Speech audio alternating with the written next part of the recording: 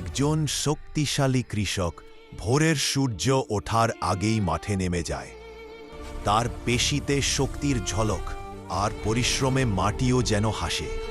একদিন কাজ করতে করতে তিনি দেখলেন একটি ছোট পায়রা আহত হয়ে পড়ে আছে। শক্ত কৃষক হওয়া সত্ত্বেও তার মন ছিল নরম। তিনি নিজের শক্ত হাত দিয়ে পায়রাটিকে আলতো করে তুলে এনে পানি আর খাবার দিলেন। কয়েকদিনেই পায়রা সুস্থ হয়ে গেল এবং প্রতিদিন কৃষকের পাশে উড়ে বেড়াতে লাগল। হঠাৎ এক ভয়ঙ্কর ঝড়ে কৃষকের ফসল নষ্ট হয়ে যায়, কিন্তু স্ট্রং কৃষক হাল ছাড়েন না। ঠিক তখনই সেই পায়রা আকাশে উড়ে এসে তার সামনে এক আশ্চর্য বীজ ফেলে দিয়ে। কৃষক তার শক্ত দুই হাত দিয়ে আবার মাঠ চাষ করেন ও বীজটি লাগান। কিছুদিনেই সেই বীজ থেকে জন্ম নেয় বিশাল ফল ভরা গাছ, যা কৃষকের সমস্ত কষ্ট মুছে দিয়ে। আর পায়রা, সে রোজ সেই গাছের ডালে বসে থাকে তার শক্তিশালী বন্ধুর সাথে।